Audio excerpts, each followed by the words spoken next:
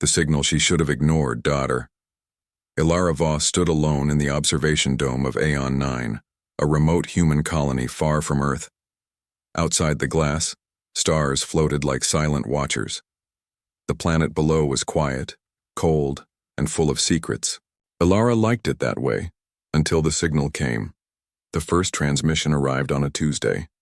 It was a low, steady hum mixed with strange pulses. No voice, no words, just noise. Her assistant thought it was interference. The colony's main computer labeled it non-hostile anomaly. But Ilara felt something else, like a whisper, in her mind. She recorded it. She studied it. For 16 days, the signal repeated every 12 hours, always the same pattern, always the same silence. And then, on day 17, something changed. The hum turned into a voice. Not a normal voice. It was cold and flat, like a machine trying to sound human. It said only 3 words. Do not respond. Ilara froze when she heard it. She played it again, and again. Same message, same warning. She reported it to Central Command on Earth. Hours later, a reply came back. Under no circumstance respond to unidentified deep space signals. This includes voice messages, sound patterns, or unknown frequencies. This is not new. We have encountered similar incidents. Do not engage.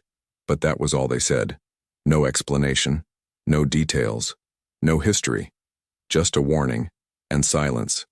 For most people, that would have been enough. But Ilara wasn't most people. She had spent her life chasing strange things.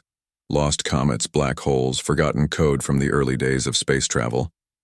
She believed knowledge was always worth the risk. And a message like this? It was too strange to ignore. On the morning of day 18, Ilara made her decision. She walked into the communication room. She locked the door.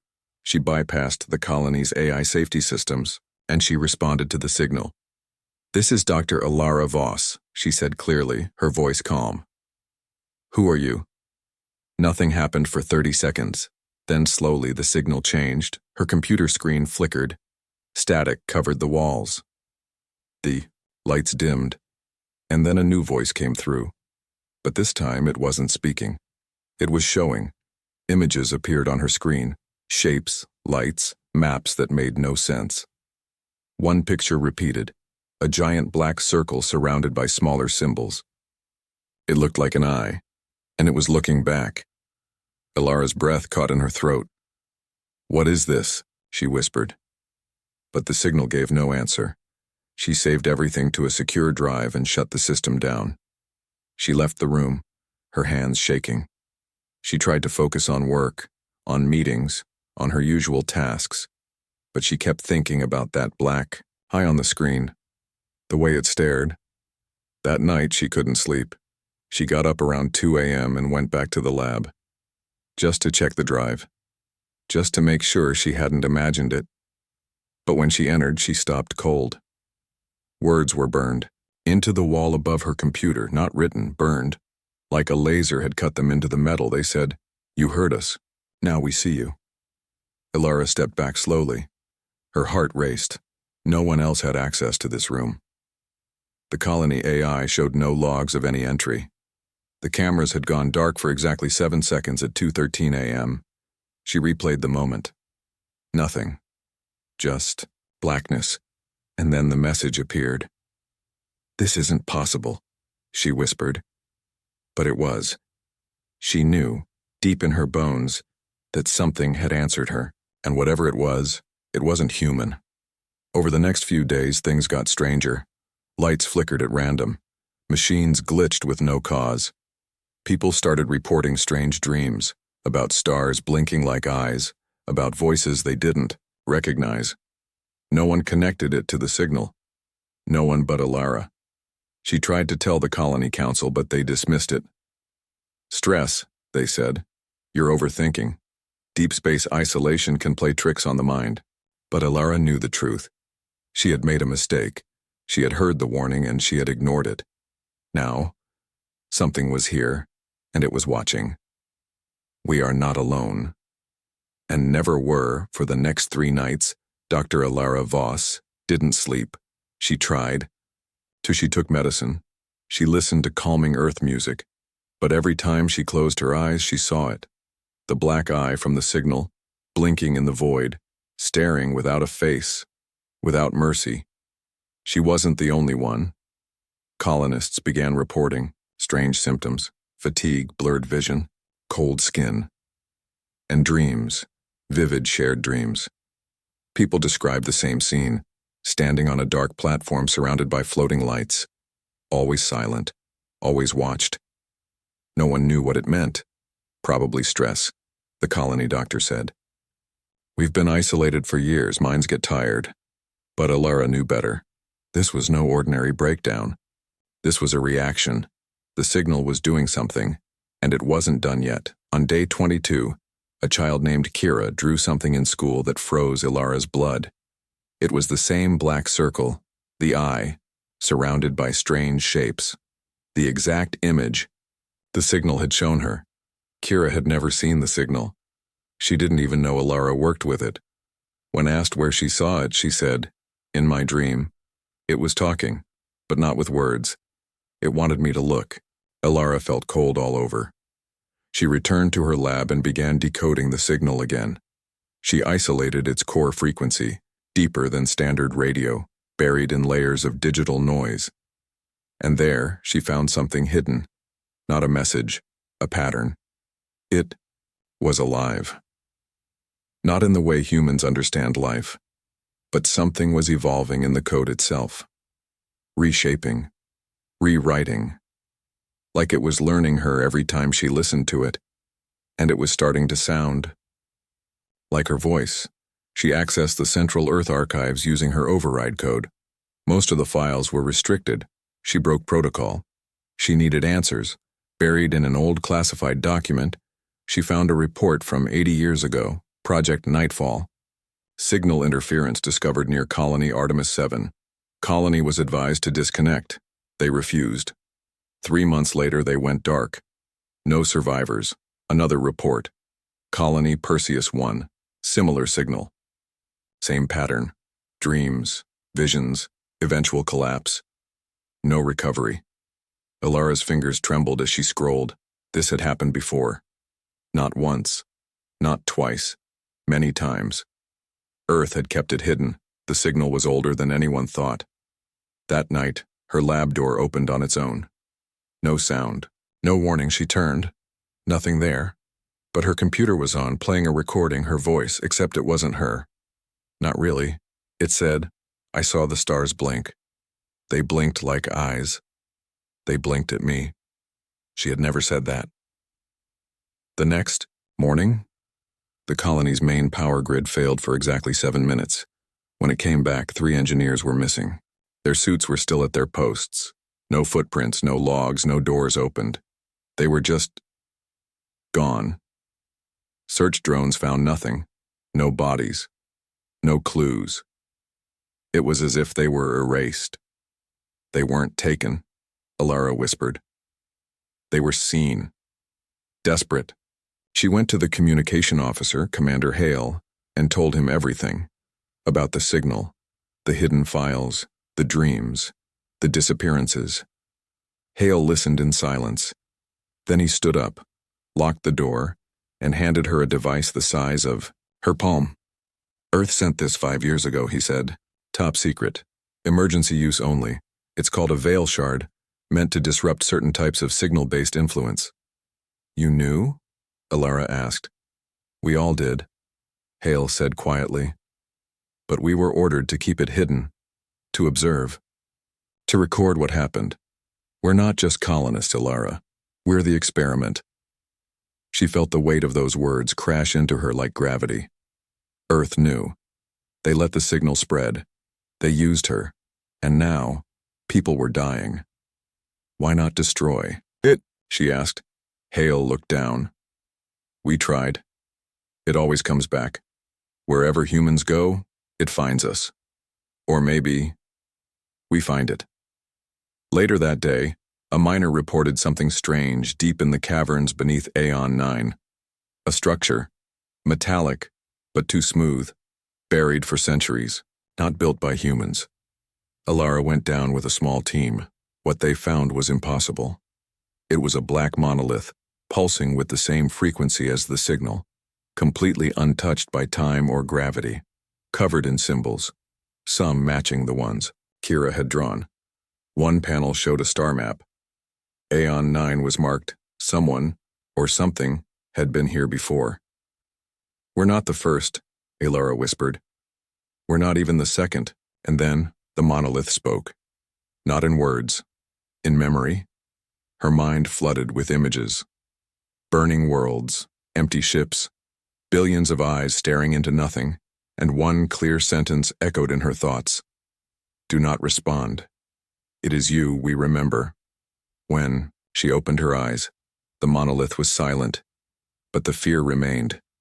Whatever this signal was, it knew her now. It had touched her thoughts, entered her dreams. And it wasn't finished. Not yet. Alara realized something she had feared all along. This wasn't first contact. This was the return, and the signal had been waiting. The forgotten message from Earth Doctor. Alara Voss hadn't spoken in hours. She sat alone in her quarters, the lights dimmed, the windows sealed shut. Outside, the stars drifted in perfect silence. But inside her mind, everything screamed. The monolith had shown her things that couldn't be real. Burning skies, dead planets, cities swallowed by black clouds, and always, the eye. It stared from every vision, every image, as if it had followed humanity across the stars. But worst of all was the voice she had heard. "Do not respond. It is you we remember." Why her? Why now? What did it mean? She needed answers. Real ones. Not from the colony's leaders, not from the Veil Shard, but from Earth, from the beginning. So she broke into the most dangerous system on Aeon 9, the Arc Core. A hidden archive built into every colony ship before it landed. Meant to store Earth's most protected records, off limits to colonists. Even her clearance couldn't unlock it, but Alara had found a way. She rewired the AI firewall, burned a backup drive, and connected directly into the core. As the data began to load, a warning message flashed. "This archive is sealed under Protocol 0x Black. Do not proceed. Your memory and identity may be compromised." She ignored it. The files were decades old, and terrifying. The first message came from an old Earth transmission, dated 2136. It was from a man named Dr. Isaac Rome, lead scientist of Project Veilgate. "To any colony receiving this, the signal is not alien. Repeat, it is not alien. We built it. Or, we started it. And now it wants to return." Alara frowned. What was he saying? Dr. Rome's message continued, distorted by age and static. "We tried to use consciousness as a carrier, memories as data. It was supposed to connect minds across light years, instant thought transfer. But something came through. Something not from us. It saw our thoughts, and it didn't forget." Alara's blood ran cold. This wasn't just a signal. This was a memory virus, not spreading through code or machines, but through human thought. Once you heard it, once you understood it, it could follow you. The colonies that fell hadn't been attacked. They'd been infiltrated. She dug deeper. Dozens of blacked-out missions. Test colonies wiped out. Soldiers who lost all memory of their lives, speaking in voices that weren't their own. Then one final message. Short. Unfinished. "We tried to erase it, burn it, bury it. Nothing works. Every time someone remembers, it wakes up again. The only safe response is silence. Do not..." The file cut off. Alara leaned back in her chair, heart pounding. This wasn't some alien invasion. This was a human error, born on Earth, hidden, forgotten. And now she had remembered it. A sudden alarm ripped through the colony. Red lights flashed. Power flickered. The comms channel buzzed with voices. Fearful. Chaotic. "Main observatory breach. Sensors are failing. Sir, we just lost contact with Sector 5. Completely. Ilara ran outside. The sky above Aeon 9 was no longer silent. Massive black structure hovered in orbit, unmoving, unannounced. No engine signature, no transmissions, just there, watching. The Council demanded answers. Ilara gave them everything, the Veilgate Project, the monolith, the signal. Many refused to believe her. A virus can't fly a ship, Commander Hale snapped. It doesn't have to, Ilara replied. It only needs us to believe in it. Every thought we give it gives it shape. The Council fell silent. Outside, the black ship began to pulse with light. Not bright, just alive. The same frequency as the signal. That night, Ilara returned to her lab, but something was waiting. Her screen flickered to life, and a new video file appeared. No title, no origin. She opened it. It was her own face, but older, scarred, tired, a future version of herself. If you're seeing this, then you answered the signal too, and now it's inside you. It knows your memories, your fears. It will offer you a choice. Do not trust it. Do not try to reason. Destroy the source before it learns to become you. I failed. Maybe you won't. Ilara stared, speechless. Was this real? A recording from the future? Or something crafted by the signal to break her mind? The colony AI suddenly locked her out of the system. The Veil Shard, the device, meant to protect her, was missing from storage. Security footage was corrupted. More colonists were gone. Wiped clean from records as if they had never existed. And the dreams were getting louder. Ilara began to hear whispers in the walls, words in her own voice. Sometimes she caught herself writing notes she didn't remember writing. Sometimes her reflection smiled when she didn't. This wasn't just about science anymore. This was survival, and something deep inside her whispered a terrible truth. The signal didn't just remember humanity. It remembered her, because maybe this had happened before. The ghost chip, it arrived without a sound. No warning, no communication, no signal. Just there, floating above Aeon 9's upper orbit, a long black shape hidden in the shadow of the planet.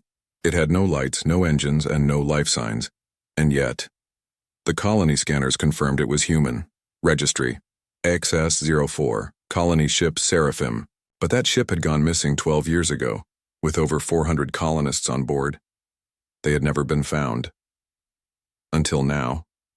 Dr. Ilara Voss stood in the command dome, staring at the shape on the monitor. How did it get here? Someone asked. No one had answers. There were no engine trails, no hyperspace distortion. It had not arrived. It had been placed. The Colony Council debated for hours. Some wanted to destroy it immediately. Others wanted to study it. But Ilara already knew what had to be done. We need to go aboard, she said. Commander Hale stared at her. Are you insane? It came here for a reason. And I think it's connected to the signal. Maybe even the source. Or maybe it's a trap, Hale said. Maybe. But ignoring it hasn't helped us either. After some resistance, the council agreed. Ilara, Hale, and a small crew of 5 boarded a shuttle and launched toward the derelict ship. They took weapons. They took sensors. But they didn't take hope. As they approached, Ilara saw the name Seraphim, faintly etched into the hull, scratched out in places like something had tried to remove it. The docking port was open, not damaged, just open, welcoming, inside. It was silent. Not the peaceful kind of silence, the heavy kind, the kind that feels like it's listening. Flashlights swept through cold corridors. No bodies, no blood, just scattered objects frozen in place. Food trays, cups, papers, as if the crew had just stood up and walked away mid-meal. Everything was still powered. The ship's core was stable, oxygen levels normal, and yet, no heat signatures, no heartbeats. They reached the bridge. The pilot's seat was empty. The navigation system was offline, but one thing was still active. The logs, Ilara accessed the captain's final entry. Log 728. We answered the signal. It told us the stars were lies. We thought it was just data, a pattern, a frequency. We didn't know it could change us. It used our thoughts, our memories. It showed us things we couldn't forget. And then, we forgot everything else. I don't know who I am anymore. I hear myself in the halls when I'm not speaking. If anyone finds this, burn the ship. Then static. The crew stood in silence. And then they heard it. A footstep, not near them, above them, metal on metal, slow, steady. One by one, they raised their weapons. Hale motioned for them to move toward the sound. They climbed to the next deck, hallway after hallway. Empty, but the air felt thicker, like something was breathing with them. Ilara opened a door to the cryo chamber. Inside were 12 pods. One of them was still active. The rest had been smashed from the inside. The surviving pod's ID tag flickered. Dr. Ilara Voss. She froze. What? What is this? Hale asked. That's not me, she whispered. I was never on this ship. The woman inside the pod looked just like her. Face. Scar. Even the same ring on her finger. But she wasn't breathing. She was dead. This doesn't make sense, someone whispered. This isn't possible. But it was. The ship was playing with them. Or worse, showing them something real. Ilara opened the pod's data record. The log said she had boarded the Seraphim 12 years ago as the lead xenolinguist. But that couldn't be true. Unless time didn't work the way they thought. Anymore, unless the signal had changed it. Suddenly the lights flickered. Emergency red flooded the hallway. The door slammed shut behind them. One of the crew screamed. When they turned, he was gone. No flash, no sound.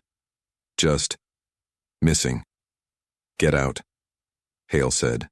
Now, they ran back toward the shuttle bay. Doors were closing, gravity flickered. Alarms blared. Something didn't want them to leave. But they made it. Barely. The moment they launched, the Seraphim powered down again, as if it had never moved. Back on Aeon 9, they reviewed the recordings. But the video from inside the ship was corrupted. Every file showed nothing but static and silence. And the logs, gone. Even the pod footage was missing.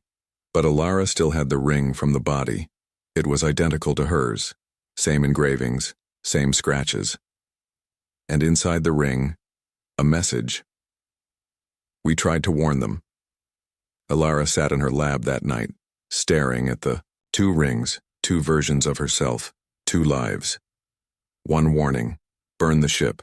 But it was too late, because as she checked the colony sensor logs, she saw a new signal broadcast from the derelict ship, not aimed at Aeon 9, not even aimed at Earth, broadcast into deep space. The same voice repeated a phrase in her own tone. We are ready now. They will answer. Ilara's face turned pale. The signal had used her voice, her identity, to call out to something else.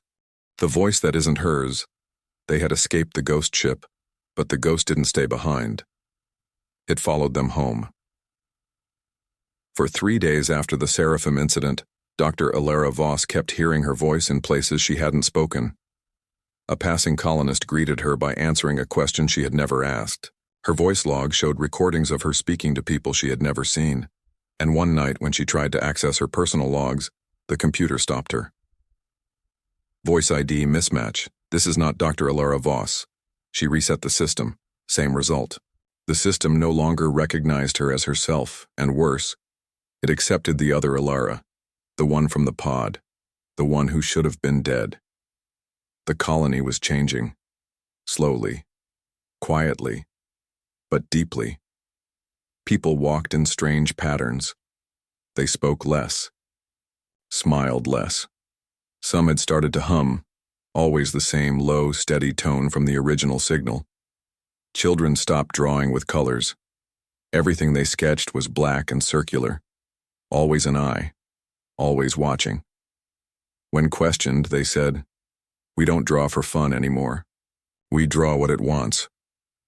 Ilara tried to warn the council, but something had shifted. Commander Hale didn't look her in the eyes anymore. His speech had grown slow, stiff, like he was reading invisible words off a script in his head. "We have no threat at the moment," he said flatly. "No need for panic," Ilara whispered. "That's not how you talk." Hale blinked, confused, or pretending to be. That night she ran a voice analysis across the colony, hundreds of hours of speech recordings. The results made her skin crawl. At least 19 colonists were no longer speaking in their original voice tone. Same accent, same rhythm, same frequency as the broadcast from the ghost ship. The signal hadn't infected them. It had replaced them. She activated a dormant protocol from the ARC Core, a neuro-audio firewall meant to scan for cognitive hijacking. The results were horrifying. The signal wasn't just mimicking voices anymore. It was mimicking thoughts. And worse, it could plant responses. Questions no one remembered asking were now part of conversation logs. Orders were being followed that had never been given. It wasn't using computers, it was using people.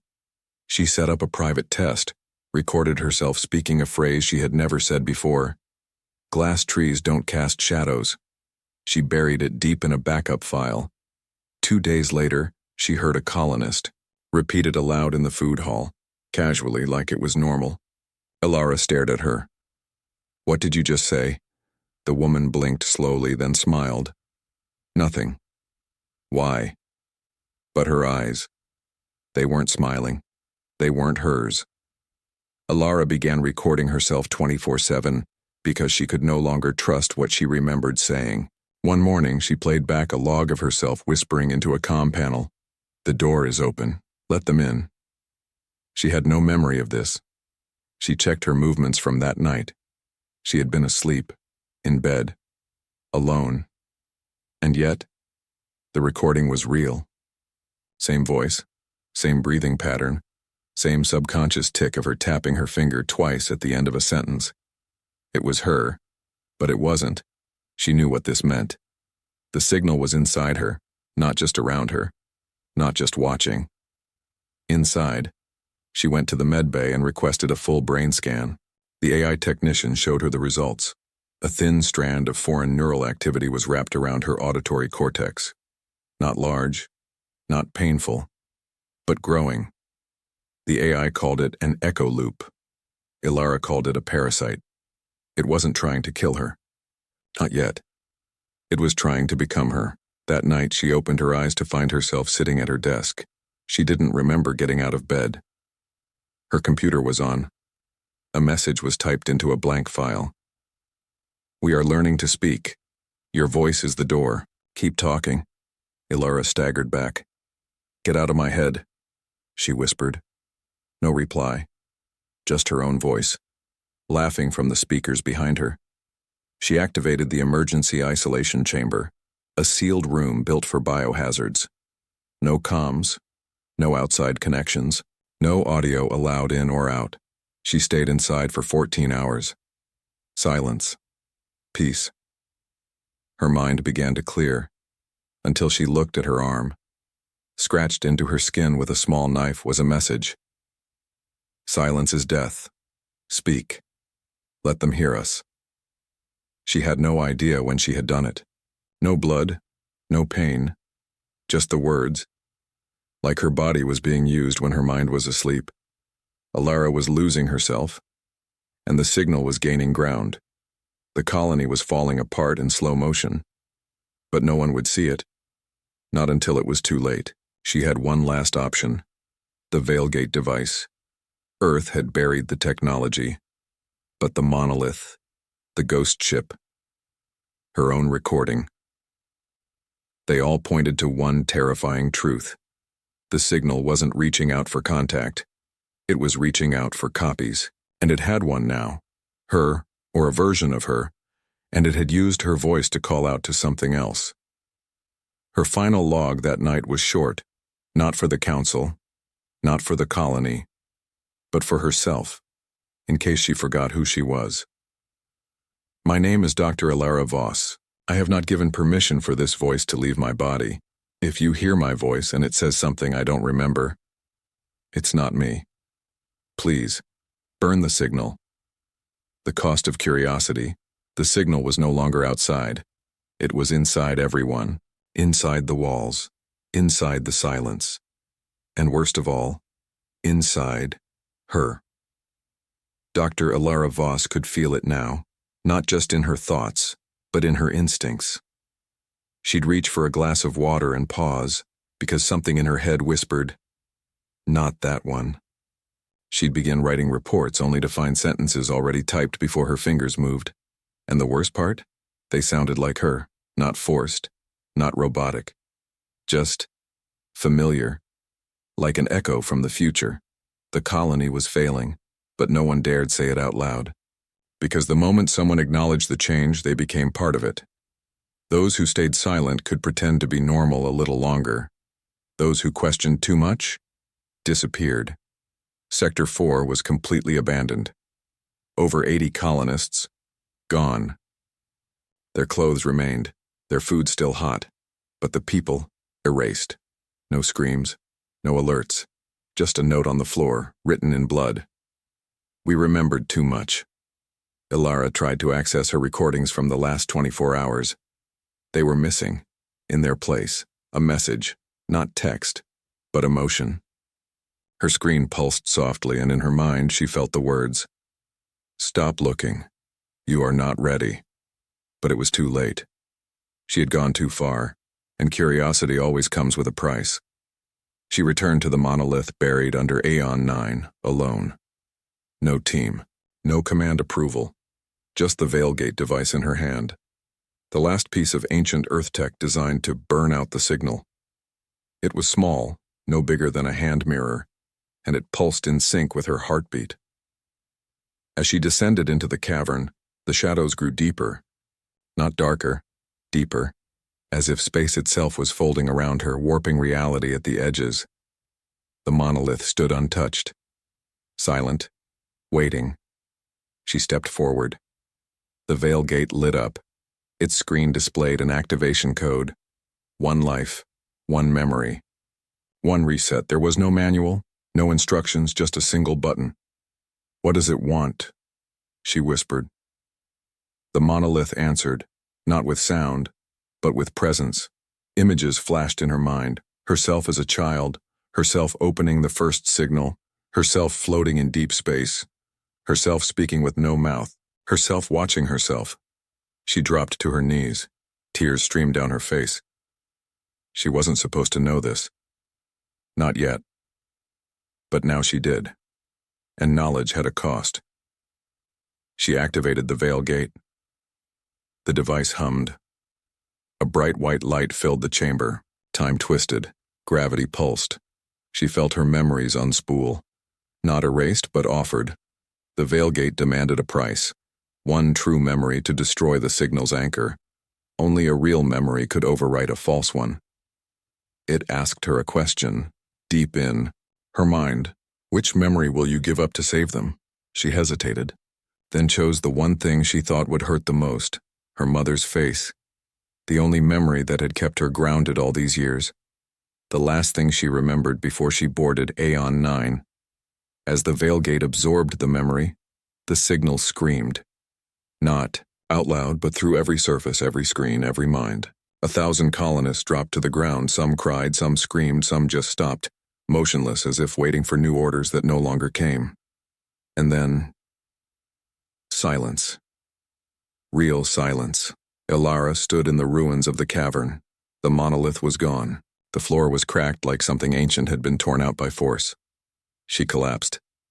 The Veilgate was shattered beside her. She awoke in medbay, alone. Commander Hale was there, watching. He looked, real again. Human. His eyes were tired but clear. "You did something," he said. She nodded weakly. "I paid for it." But something was wrong. When she asked the AI to pull her personal logs, it showed no record of her name. When she looked in the mirror, her face was there, but her eyes were not her own. Not anymore. The colony had stabilized. The signal was gone. For now. But Ilara had given up more than a memory. She had given part of herself. And in doing so, she had become a vessel. Not for the signal, but for its memory. Late that night she found a message scratched into the wall of her room. "Thank you for letting us forget. We will return when you remember again."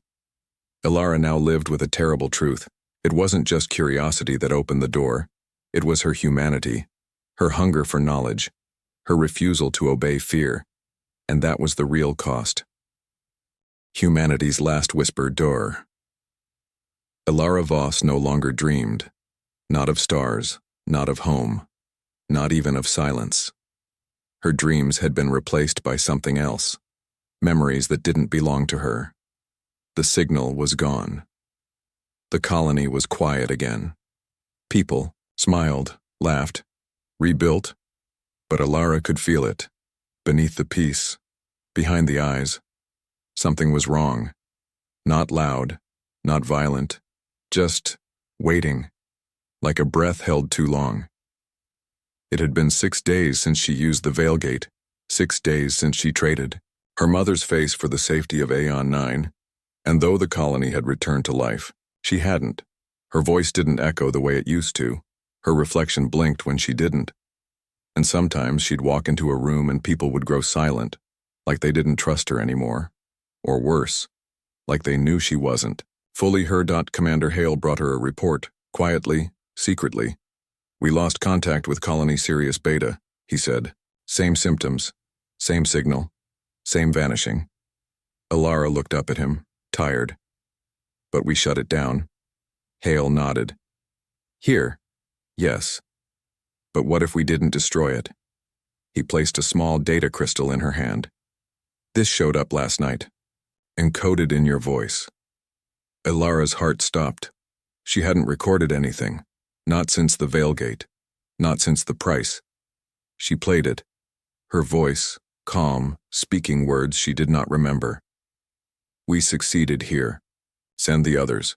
The vessel is ready. I am still here. And now I understand." She dropped the crystal. It clattered to the ground like a weapon. Somewhere in the dark corners of the colony, another voice woke up. One of the missing engineers, presumed, gone. He walked into the control room, smiling. "Orders received," he said. "Phase 2 can begin." Ilara knew then the signal had never been stopped, just quieted, like smoke under a closed door. And now, it was leaking again. She raced to the remains of the Veil Gate, shattered, yes, but maybe not dead. The core still pulsed faintly, like a buried heart.